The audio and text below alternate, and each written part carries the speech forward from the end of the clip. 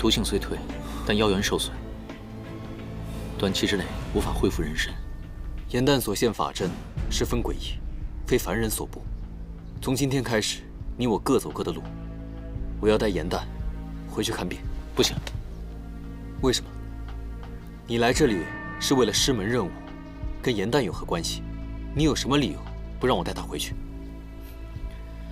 伤害严旦的人很可能是宫中异象的元凶。王都大量女子失踪，人人自危，所以他们都闭门不出。严旦怕是那个时候就被盯上了。我不想听你说这么多。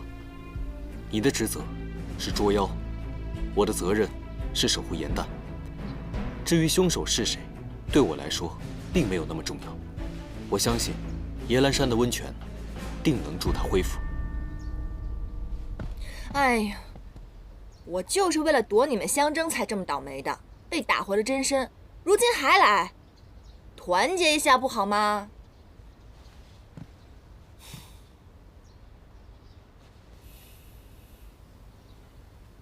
于墨，我们下山本就是日行一善的呀，若是有恶妖给我们妖族丢脸，我们岂能坐视不管？把你那万妖之王的气势拿出来，给他们凌霄派看看，一定把那个害群之马给我找出来。再说了，如果弄清楚前因后果的话，我也可以在我的红尘路上添上一笔，这样不仅能够娱人，还可以警示。那你可怎么办？放心吧，我自己的妖缘我清楚，无大碍的。况且经历人生况味，写出动人的折子戏，乃是我的大志，别再瞻前顾后的啦。我相信凭借我们3个人的聪明才智，一定能把真凶找出来，到时候我的毒自然就可以解啦。堂堂万妖之王，不会没有莲花精的觉悟高吧？我不与你计较，只是看在严旦的面子上，今日入宫除妖，别拖我后腿。恶妖已于宫中现身，请众天师速速前去助力。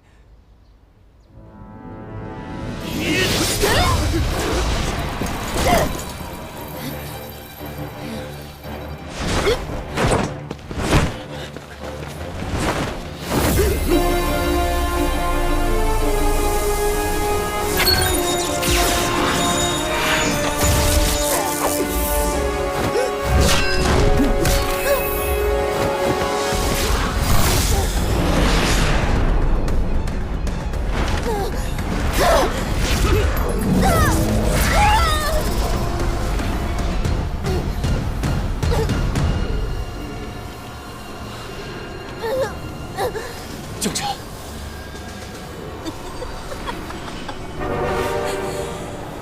没错，那些女子都是我杀的，一切都是我做的。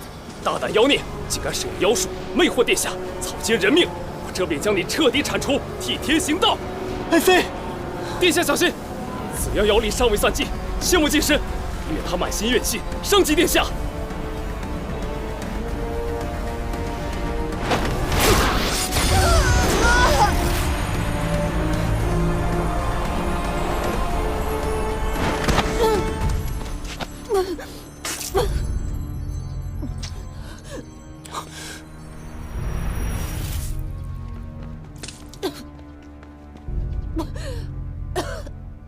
将臣，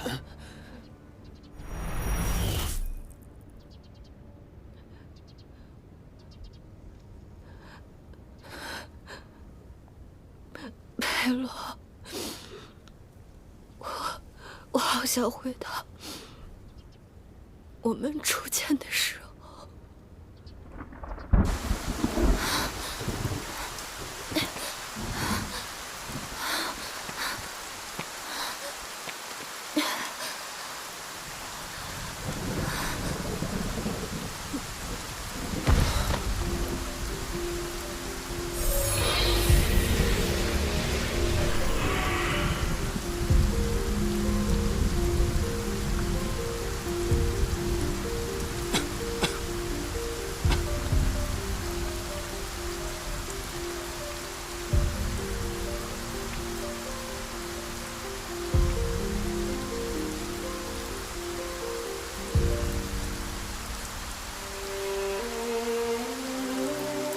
你也这般柔肤体弱，独立于这南市，倒是与我同病相怜。不如我与你作陪吧。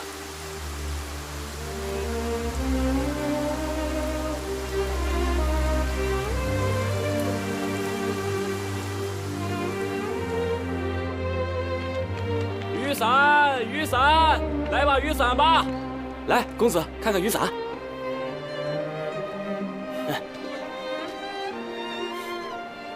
这把不错。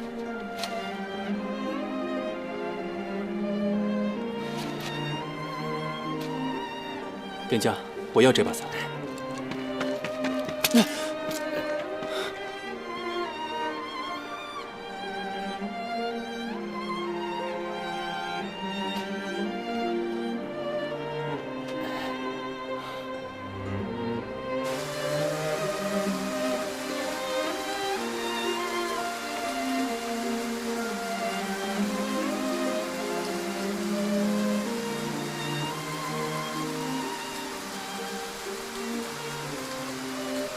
是你的吗？哦，谢谢姑娘。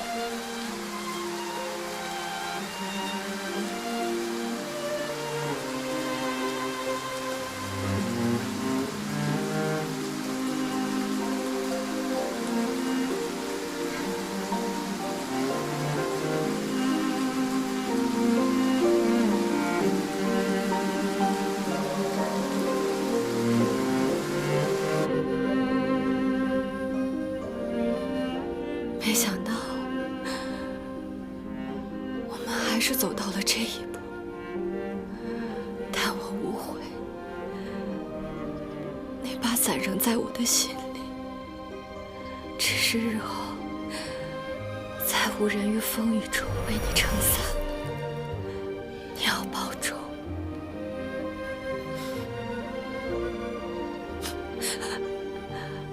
佩洛。你能再抱抱我吗？若能死在你的怀里，我此生便无憾了。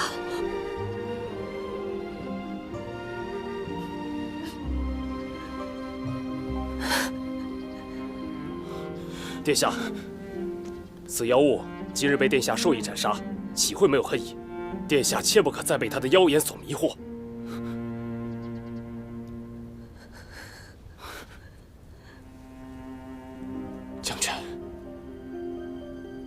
所系种种，本王定会铭记于心，永志不忘。可有些错，既然犯下了，本王亦无可奈何。莫要怪本王。上穷碧落，下黄泉，徘徊泪将尽，沉落故事心。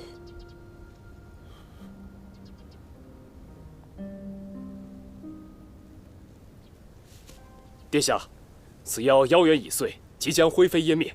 届时幽怨之气过盛，只怕会侵染殿下的身体，还望殿下速离。殿下，这位天师说得对，消除怨念的事，就交给我们吧。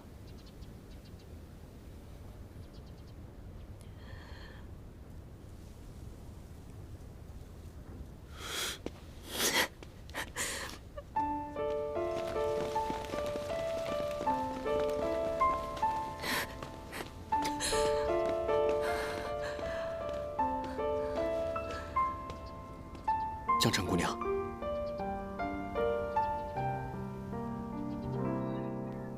将臣，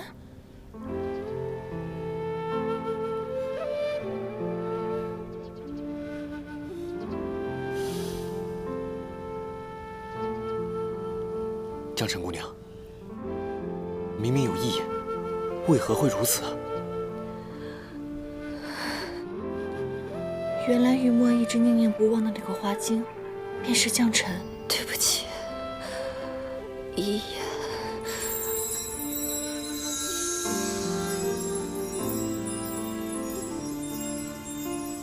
江澄姑娘，晨，江晨，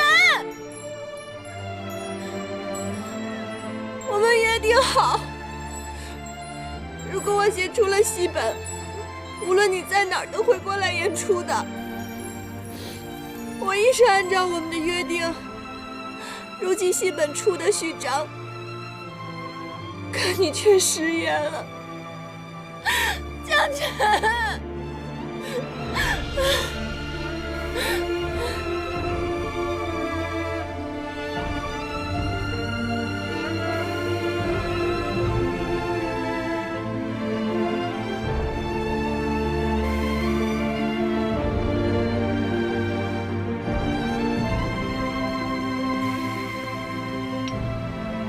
没想到，当年将臣爱上的那个病弱世子，已经变成了安都王。花江一族向来都是至情至性，绝不会萌生什么害人的心思。哦，方才呢，我已经暗中试探过他的妖元，发现他身上已经完全没有妖力了。如此看来的话，王宫里的种种异象，并非是他催发而生。那既然如此，那些天师为何还惺惺作态，做出那么大的收妖阵仗给谁看？妖物害人一般都会暗中行事，为了避免发生异象，引火烧身。将臣的妖法我认得，他绝对不是害我之人。将臣是我的至交好友，我们一定要想办法帮他洗脱冤屈。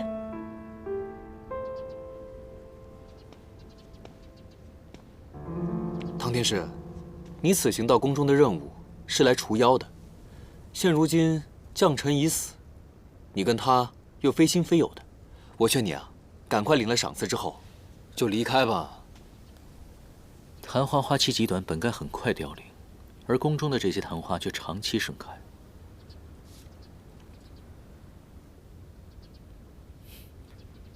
此花是以妖法催化来挡煞气的，所以真正的妖一日未除，我便一日不会离开。你可是个捉妖师啊，你居然会同情妖？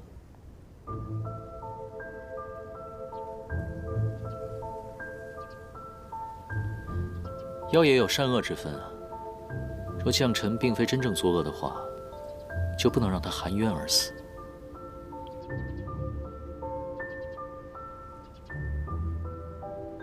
你们两个都是好人，为什么要打来打去的？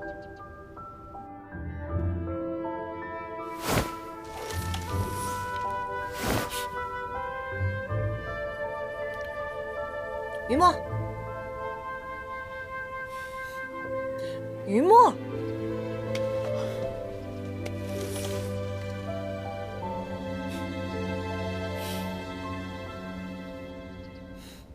这样就对了嘛。握手言和，联合破案，我们一定要还将臣一个清白。我可没说要放了他，待此事了结之后，再算总账。没问题。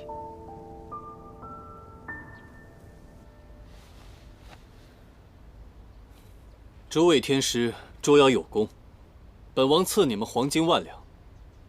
即日起，张榜诏告，祸患已除，百姓安乐。谢殿下。禀殿下，在下有一个小师妹，曾在宫外与王妃在戏班一起共事。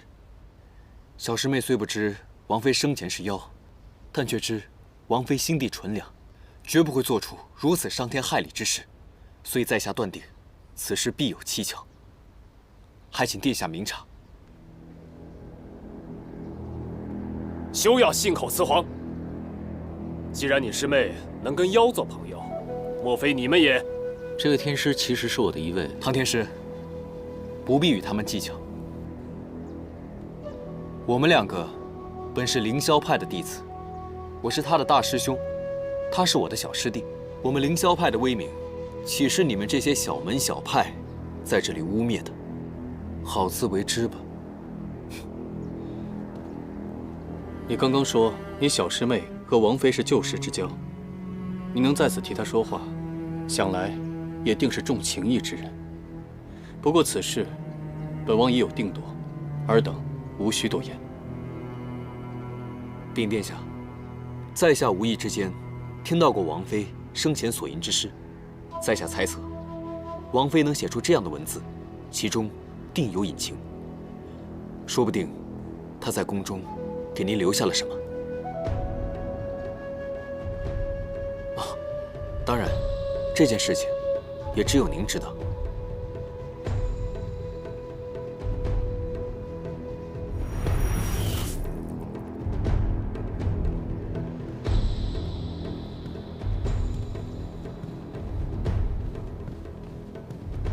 上穷碧落下黄泉。现如今，他已经是下了黄泉。那上穷碧落，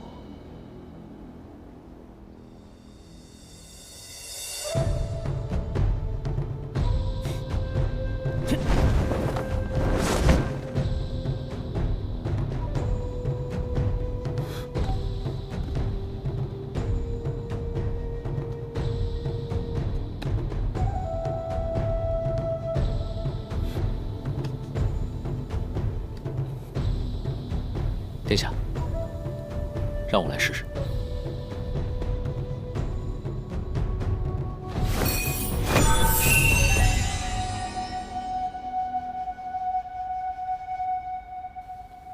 殿下，木匣上被人施了特殊的灵术，普通法术难以打开，恐怕还要另想其他的办法。既然你可以找到这个木匣，那本王相信你一定也可以找到打开这个木匣的方法。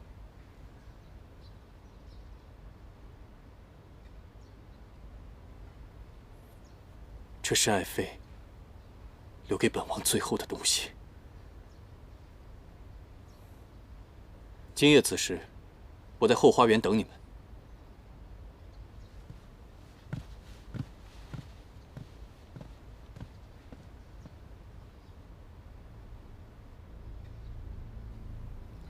将臣画中蕴藏的深意，竟然被他一语道破。看来山境中传言非虚，于墨提亲将臣被拒。看来于墨是真的很喜欢、很在意将臣啊。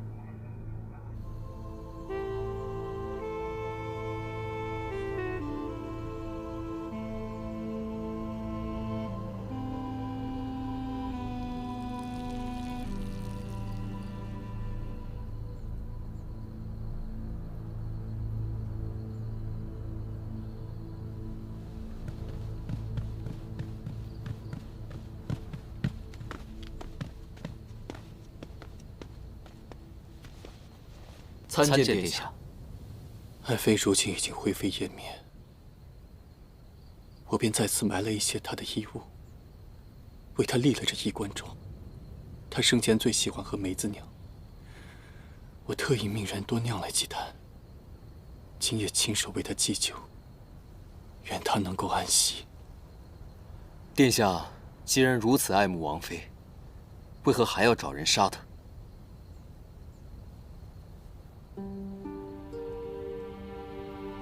有些话，本王无处诉说。今日听闻你师妹与王妃是旧相识，便特意召你们前来。本王与将臣夫妻情深，王妃是处处为本王着想，都是因为本王身患怪疾，王妃是为了给本王治病，才出此下策，杀人炼丹。纵使她所做的一切都是为了本王，但她罪孽深重，错了便是错了。本王总要给那些含冤而死的女子一个交代。殿下对王妃情深意重，众多女子无辜惨死，宫中谈话依然未能消退。若不做法净化一番的话，宫人会受怨灵侵扰。还望殿下准我们在宫中暂留一下，驱赶怨灵，消除怨念。那便有劳天师了。王妃本是梨园名角，可精通炼丹之术，殿下却从来没有猜忌过。哦，也就是说，殿下早就知道王妃是妖。不错，本王早已知晓此事。当年本王在南都养伤，杀机四伏，爱妃就曾路过妖身，救过本王的命。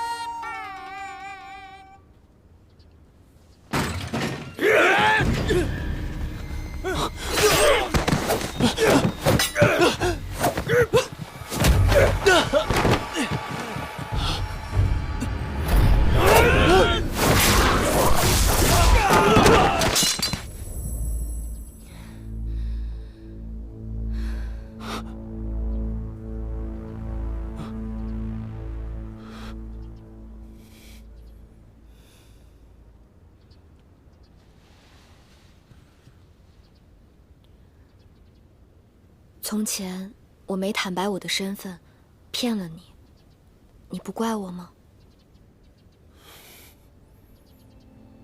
我可是妖，你不怕吗？你可知，你现在在我眼里的模样，更像仙子。无论你是何身份，你都是救我于危难，伴我于孤苦的将臣啊。当时本王深信爱妃心地纯良，是人是妖又有何所谓？所以我承袭王位之后，立马封她为王妃。只是没有想到，她爱令智昏，为我犯下了如此罪孽，终究是本王对不住她。在下与王妃亦是旧相识，得知王妃已逝，在下也是心痛不已。不知可否借殿下梅子酒一用，让我祭奠王妃，告慰她的在天之灵呢？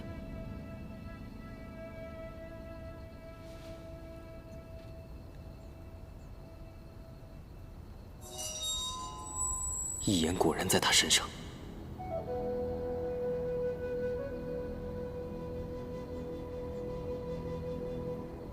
她身上为何带有镇妖之物？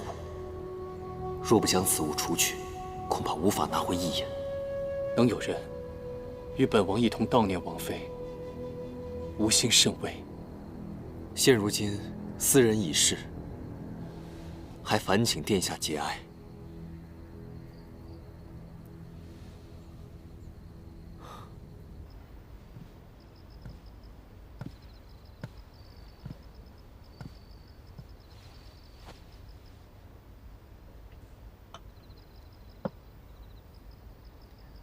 好不容易把你从唐周的手中抢回来，咱们两个也算是久别重逢了。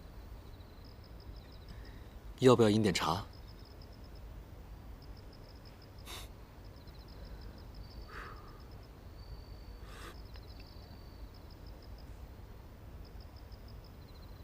怎么了？我看你可是无精打采的，不开心，还是有什么心事？要不要我陪你聊聊？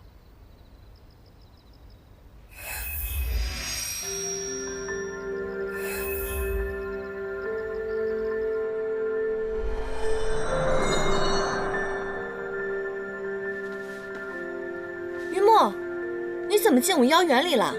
让你偷偷溜出去，现在知道山主大人的好了吧？这是花露，可以滋养妖元，快喝了吧。没想到我们的久别重逢，竟然是因为将臣之死。云墨，你现在还好吧？我能找到你，自然好极了。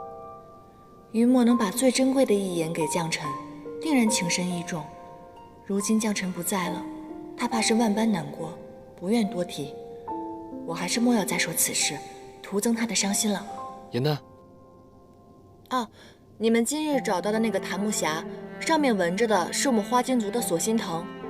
每颗藤的打开方式不同，你们后续要多多调查，来寻找打开的方式。好。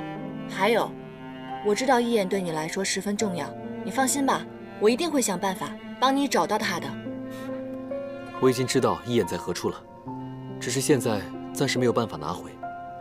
待时机成熟，我一定会将它取回的。而且一眼可以帮助你恢复人身，到时候我们就可以一起回家了。嗯。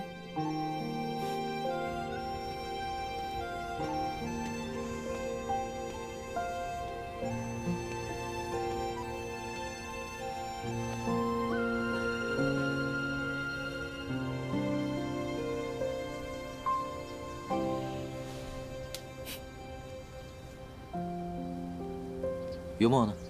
今天他怎么不来护花啊？我们山主大人刚刚痛失挚爱，只怕他想一个人悼念悼念，你就让他先缓一缓吧。他喜欢将臣。于墨曾经把自己最重要的东西给了将臣，可没有想到将臣还是选择了别人。这么多年，于墨对他念念不忘，没想到重逢之日便是死别。于墨心情肯定不佳，如果日后有冲撞你的地方，还请你多多体谅。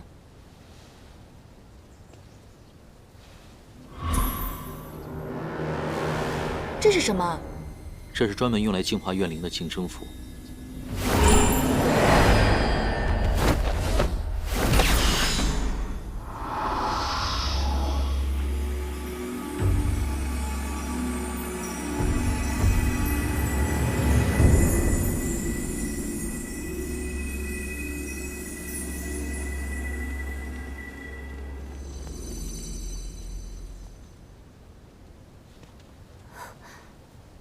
那妖妃果然厉害，竟然连凌霄派的天师都除不掉这些花。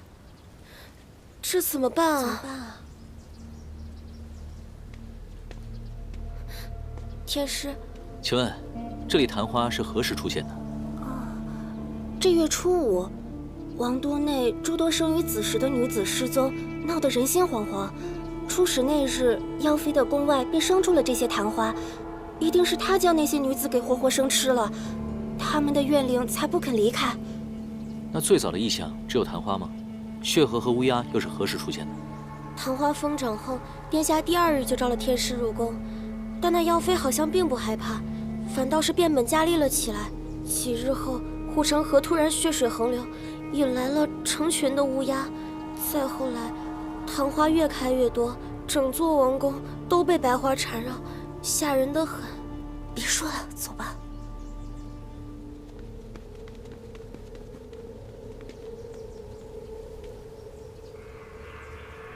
其实安都王早就召来了天师，为何反而生出了更多异象？就算将臣想帮安都王炼丹，可怎会在众目睽睽之下当众作乱？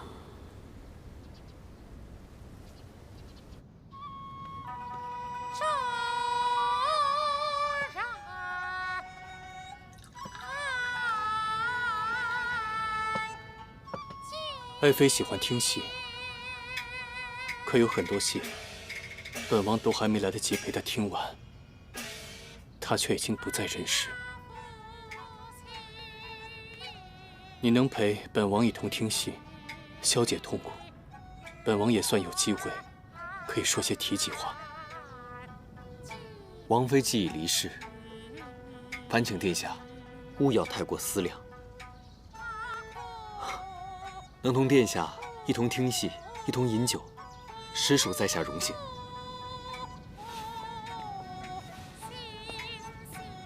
在下敬殿下一杯，烦请殿下节哀。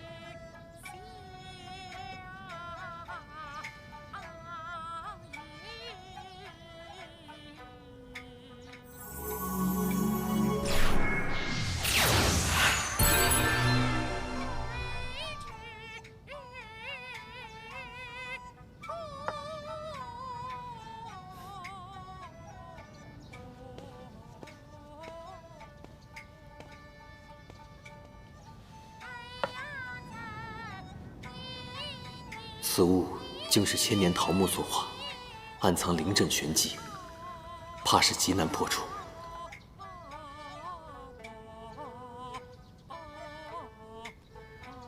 你可有找到打开木匣的方法？回殿下，打开王妃木匣的线索，定在王妃的寝宫当中。但是在下频繁地出入王妃寝宫，实属不便，不知能否烦请殿下赐我一道手谕，方便查找。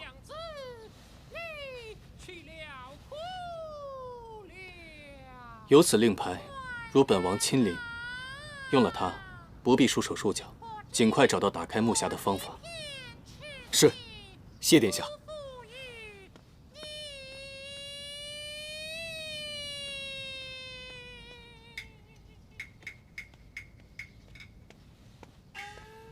娘子，保重身体，要紧。殿下，法事做得如何了？怨灵可有消散？未能完成，想必因怨念过深，还需几日。唐天师，快坐下，饮酒啊。师傅是让我们来收妖的，你日日喝酒，夜夜笙歌是吧？酒逢知己千杯少，我与殿下可谓是相见恨晚，故多饮了几杯，无妨。快坐下吧，别扫兴，饮酒。宫中怨灵还未净化，此事耽搁不得，你得跟我一起走。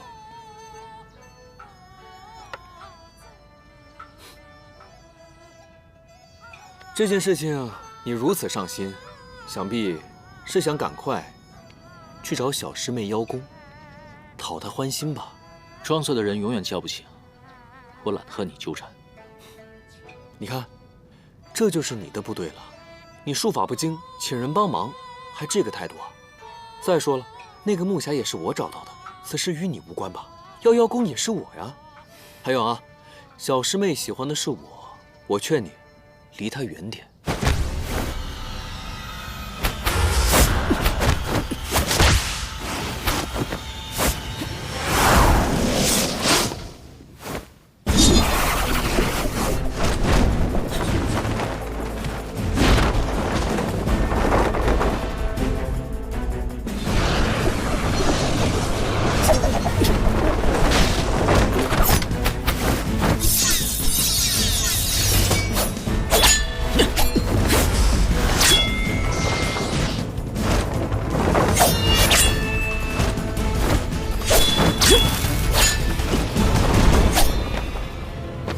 不是已经握手言和了吗？怎么又打起来了？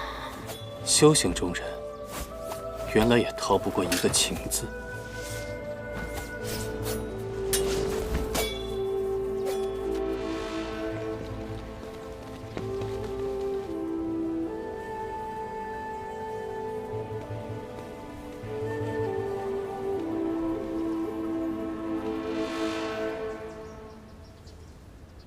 有人把守，还不赶紧将云墨给你的令牌拿出来？你倒是机灵。当然了，就你这种小伎俩，骗得了裴洛，可骗不了我。安都王非常可疑，我需故意装作与你内斗，方能解除他的戒心，懂吗？妖心不正，才是阴谋诡计。这又不是阎兰山，我也不是陪你演戏的小妖。你看你。但是你可别忘了，现在他相信的是我这只妖，并不是你这个天师。哎，你看，这个可是安都王的令牌，得此令牌者，可以随意出入宫中。你到底想要什么？直说。聪明。安都王身上有一块千年桃木，是用来防妖的，我无法近他的身。那你为什么要近他的身？因为我要拿回属于我自己的东西啊。如果我说的是假的话，我同意和你大杀一场。成交。聪明，拿着。还有啊，严旦可不能同你一起查案。凭你的法力，我不放心啊，他必须跟着我。幕府可解，严旦不给。若有实证，我会给你发信号，召你前来。再说了，以我对你跟云墨的了解，既然决定联合调查，就不可能中途变卦，更别说还拿什么莫须有的小师妹说事儿。要我说，就你这种浮夸的演技，连我们戏台都登不上。要不然你拜我为师？若是在我师门，你这种狂妄小妖早就被关进捉妖瓶了。啊，对了，我的玉葫芦正缺一只花插瓶，你觉得你自己合适吗？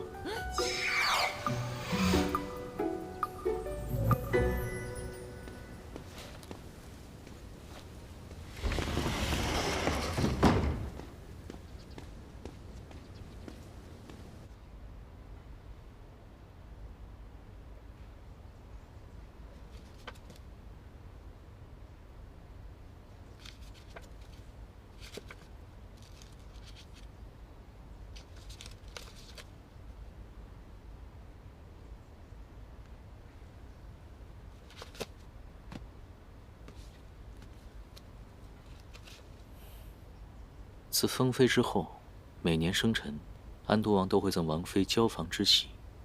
这几年为何停了？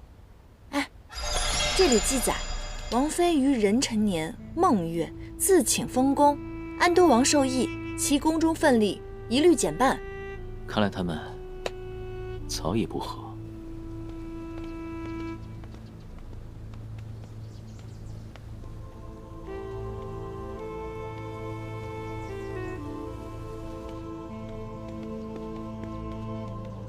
姑娘，请留步。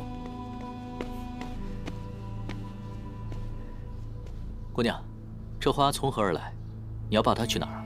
此花原由殿下和王妃合种在百花园中，如今王妃已经亡故，此花无人照料，殿下便下令把它丢了。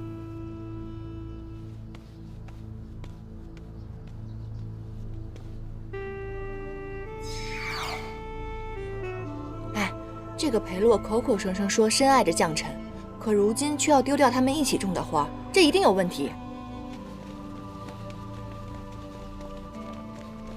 大胆，竟敢挡我们圣德侧妃的路，还不赶快让开！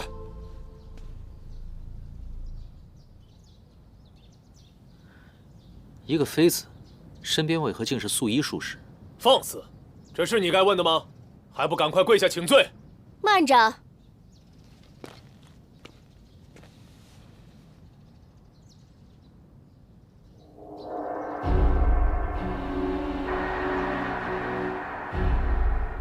帝君，你们认识吗？帝君是什么？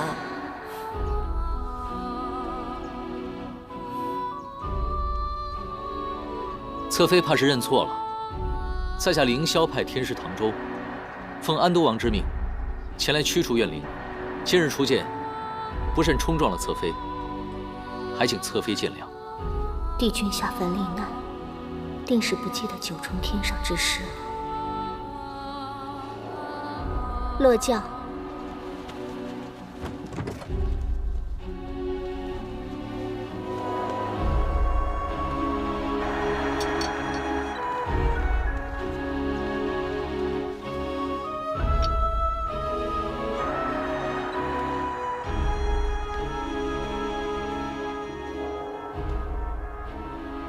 我并未认错，我亦是修炼之人。昔年，我于师门修行时，曾习得卜算之法，能见人的过往当下。方才我见公子身上颇有仙气，以前定是九重天上的神仙，故而这般称呼，请勿见怪。哎，你还真是神仙啊！一人得道，鸡犬升天。等你飞升成仙那日，可别忘了带带我啊！颜淡，你竟还活着！没想到到了凡间，你仍在帝君身侧。侧妃，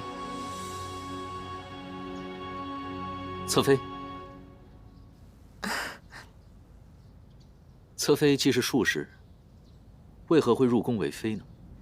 又为何会有净身符？说来话长，此处并非叙话之地。唐公子受命去除怨灵，却在此徘徊，想必是遇到了难题。王公公语上千，线索繁多。既然公子撞上了我的教辇，自然是与我有缘。不如公子去我宫中一叙，说不定我能帮助一二。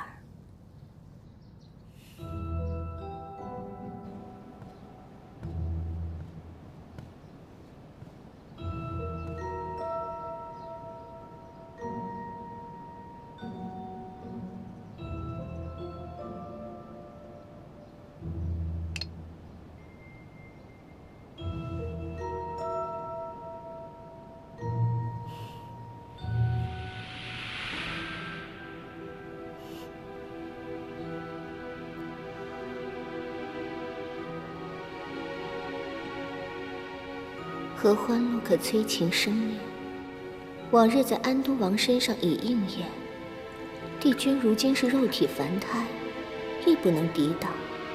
若我能与帝君交好，攫取帝君神力，我说这妃子之位，便是安都王位。也不必放在眼里。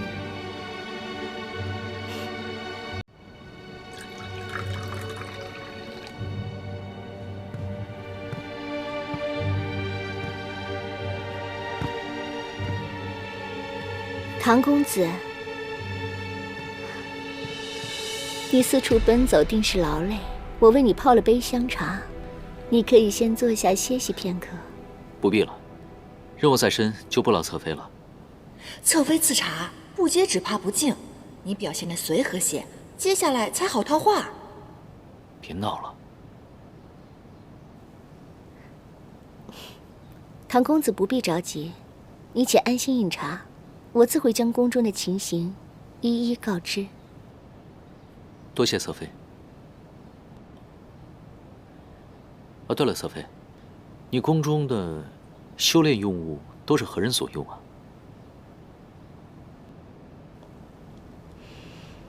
殿下酷爱修行之术，在巡游中与我结识，便将我强行纳为了侧妃。此后，他便常让我做一些修炼用物，灵文符咒与他使用。方才公子所见的净身符便是其中之一。不过，至于殿下为何要此物，又用作何处，那我便不知了。这个裴洛，表面上对将臣一往情深，背后却强抢民女。看来我们猜的没错，他就是狡言违行，这背后一定另有阴谋。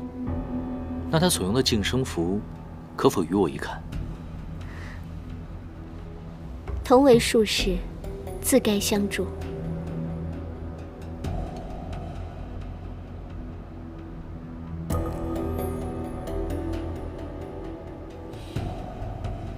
9位，此物需每日更换，这张符纸便是刚换下来的。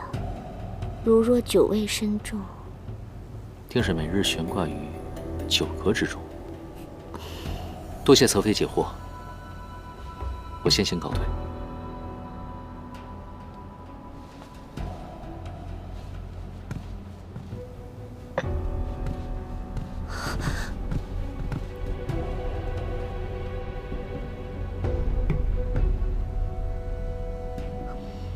无妨，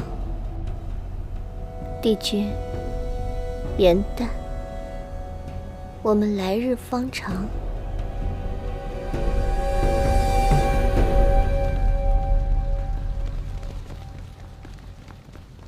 殿下，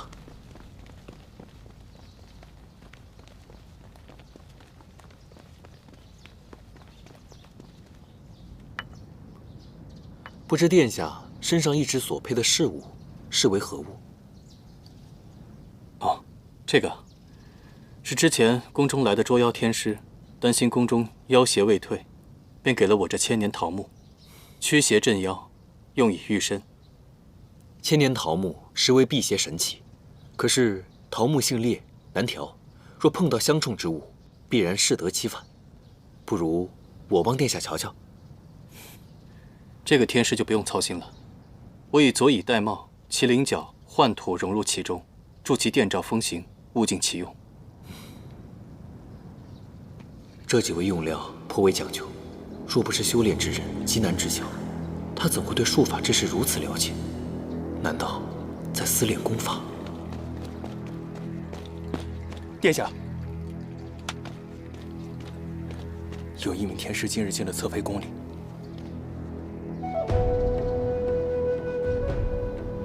我还有些政务要处理，天师先自饮吧。殿下请便。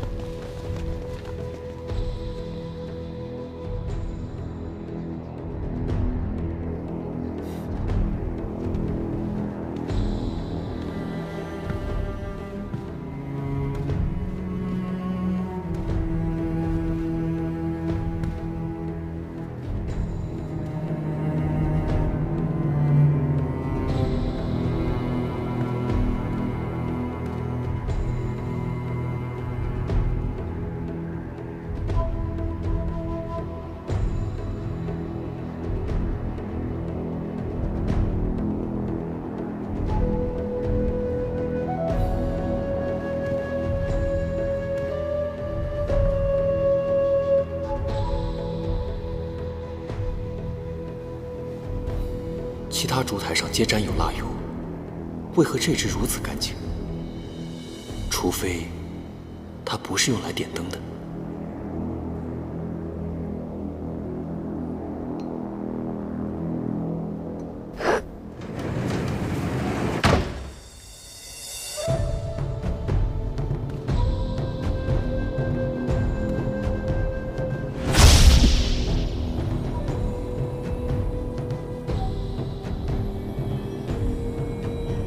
此处灵力聚集，定是裴洛修炼之所。可惜镇妖符在此，唯有唐周能破，便宜这小子了。